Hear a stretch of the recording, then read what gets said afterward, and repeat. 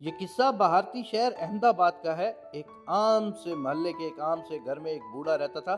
یہ کرائے کا گھر تھا۔ ایک کمرے کے اس گھر میں بوڑھے کا کل سامان ایک چارپائی، پلاسٹک کی ایک بالٹی اور ایلومینیم کی کچھ برتنوں پر مشتمل تھا۔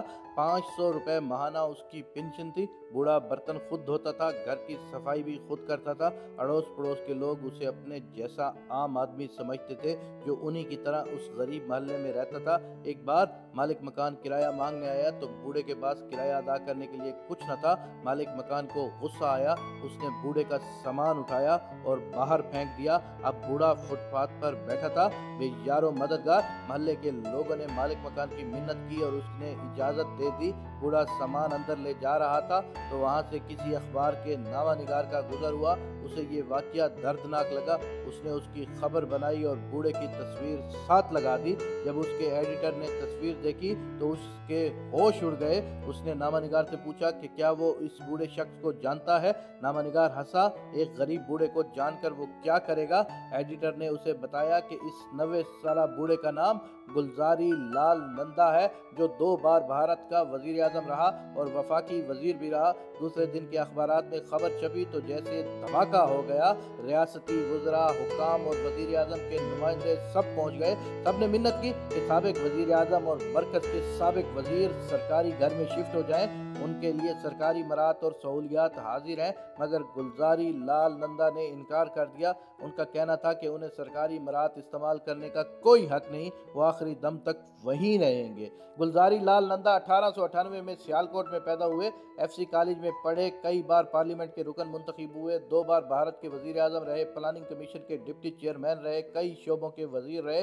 وفات کے وقت کوئی مکان، کوئی جائیداد، کوئی بینک بیلنس نہیں تھا۔ ہمارے پاس قائد اعظم اور لیاقت علی خان کے سوا اور شروع کے کچھ رہنماؤں کے سوا ایسی کوئی مثال نہیں۔ لگتا ہے کہ جس طرح مسلمان سائنس، ٹیکنالوجی اور سرجری، میڈیکل علوم اور سوشل سائنسز، ایجادات اور دریافتوں میں پیچھے رہ گئے ہیں، اسی طرح سادگی اور دیانت میں بھی پیچھے رہ گئے ہیں۔ مشرق وسطیٰ کے حکمرانوں کا معیار زندگی شاید ہی دنیا میں اور کسی حکمران کا ہو۔ ہمارے حکمرانوں کی جائیدادیں پوری دنیا میں پھیلی ہوتی ہیں۔ مغل بادشاہ ان کے سامنے بھکاری لگتے ہیں۔ مغربی دنیا میں حکمران کے گھر چھوٹے اور سادہ ہیں، یہ ٹرینوں اور سائیکلوں پر سفر کرتے ہیں۔ غیر ملکی سرکاری مہمانوں کی تواضع انتہائی سادگی سے کی جاتی ہے۔ ریٹائرمنٹ کے بعد ان میں سے اکثر کوئی نہ کوئی کام مزدوری کمانے کے لیے ضرور کرتے ہیں۔ ان کے پاس محلات ہیں، نہ گاڑیاں اور جہازوں کے فلیٹ۔ ان کے بچے عام شہریوں کی طرح زندگی گزارتے ہیں۔ ان حکمرانوں سے پارلیمنٹ اور عوام ایک ایک پائی کا حساب لیتے ہیں۔ ایک بار پھر بھارت کی طرف چلتے ہیں۔ لال بہادر شاستری وزیر اعظم رہا اور وزیر اعظم بننے سے پہلے کئی وزارتوں کا بھی چارج سنبھالی رکھا۔ 1964 میں اس نے 5000 روپے کا قرض لیا۔ یہ قرض فیٹ کار خریدنے کے لیے تھا۔ مانک سرکار بھارت کی مشرقی ریاست تری پورہ کا 21 سال 1998 سے لے کر 2018 تک مسلسل وزیر اعلیٰ رہا۔ اس کے بعد سال رواں کے آغاز تک 6 سال تک اپوزیشن لیڈر رہا۔ گھر ہے، نہ زمین، نہ جائیداد، موبائل فون بھی نہیں رکھتا، ٹیکس ریٹرن کی نوبت ہی کبھی نہ آئی، 2 کمروں کے فلیٹ میں رہائش ہے۔ چیف منسٹر کے طور پر تنخواہ پارٹی کو دے دیتا تھا، پھر پارٹی سے 5000 روپے گھر کے اخراجات کے لیے لیتا تھا۔ چیف منسٹری کے دوران بھی بیوی کے ساتھ زیادہ تر رکشا استعمال کرتا رہا۔ گوا کے چیف منسٹر منوہر پریکار پر اس کے مخالفین نے الزام لگایا کہ گارڈز آف آنر لیتے وقت چپل پہنے ہوئے تھے، اپنا بیگ خود اٹھاتا تھا، مہنگی گاڑی سے کنارہ کش رہا۔ مغربی بنگال کی چیف منسٹر ممتا بینرجی سادہ سفید ساڑی میں ملبوس رہتی ہے۔ بی جے پی کا ملک گیر سیلاب اسے نہ ہٹا سکا، شکستہ سے ابائی گھر میں رہتی ہے، پروٹوکول سے بے نیاز، گلیوں میں عام چلتی پھرتی ہے، کرونا کے ایام میں گھر گھر جا کر لوگوں کی مدد کرتی رہی۔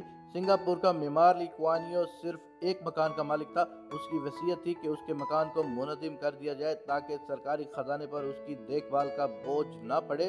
11 سال تک برطانیہ کی وزیر اعظم رہنے والی مارگریٹ تھریچر نے باورچی کبھی نہ رکھا۔ سرکاری فرائض سے فارغ ہو کر ہر روز اپنا اور اپنے میاں کا کھانا خود پکاتی، بلکہ کبھی کبھی اپنی کابینہ کے وزراء کو بھی اپنا پکا ہوا کھانا کھلاتی۔ جب وہ جاپان میں ایک اجلاس میں شرکت کرنے گئی تو مہمانوں میں وہ واحد خاتون وزیر اعظم تھی۔ جاپانی حکومت نے اس کی حفاظت کے لیے 20 خواتین گارڈ مقرر کیں جو جوڈو کراٹے کی ماہر تھیں، مگر تھیچر نے اس خصوصی انتظام سے انکار کر دیا تھا۔ اس کا کہنا تھا کہ وہ خاتون کے طور پر نہیں آئی بلکہ وزیر اعظم کی حیثیت سے آئی ہے، جو سہولت دوسرے وزرائے اعظم کو نہیں دی جا رہی وہ قبول نہیں کرے گی۔ عارف صادق ایک پاکستانی تارک وطن ہے۔ सिडनी में रह रहे हैं, ऑस्ट्रेलियन गवर्नमेंट में अच्छे ओहदे पर फाइज हैं। मुझे बता रहे थे कि मुतलका वज़ीर ने उनके दफ्तर का मुआयना करना था। वो दफ्तर में काम कर रहे थे कि दरवाज़ा खुला और वज़ीर साहब अपना बैग उठाए कमरे में दाखिल हुए। उनके साथ और कोई न था, प्रोटोकॉल और ना और कुछ, खुद गाड़ी चला कर आए, किसी ने इस्तकबाल नहीं किया। तालिबान को छोड़कर पूरी मुस्लिम दुनिया में ऐसी मिसालें नहीं मिलती। हमारे पास खुलफाए राशिदीन के बाद हुक्मरानों की सादगी शायद ही कहीं दिखाई दे। उमवी थे या अब्बासी, सल्तनत उस्मानिया के हुक्मरान थे या मुगल या सफवी, सब ने ऐशो इशरत की ज़िंदगी गुजारी। पाकिस्तान के हुक्मरान और सियासतदान स्पेशल जहाज़ों के सिवा पाँव कहीं नहीं रखते। लाहौर है या रायविंड, लाड़काना, कराची या दूसरा गुजरात, पिशावर या बनी गाला, ऐसे ऐसे महलात हैं कि आम पाकिस्तानी ख्वाब में भी नहीं देख सकता।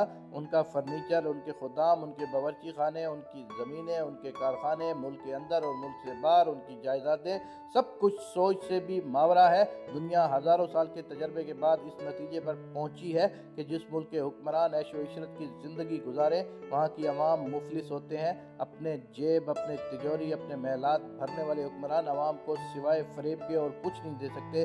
करोड़ों की घड़ियाँ, लाखों के हैंड बैग, लंदन और दुबई में रिहाइश, मुस्तकिल और अपने मुल्क में आर्जी रिहाइश। बच्चे उनके पैदा होने से पहले ही अरबपति होते हैं। बेटे भी लंदन में और नवासे भी लंदन में रहते हैं। जब तक ऐसे रहनुमाओं से जान नहीं छूटती, इस मुल्क का मुस्तकबिल तारीक ही रहेगा।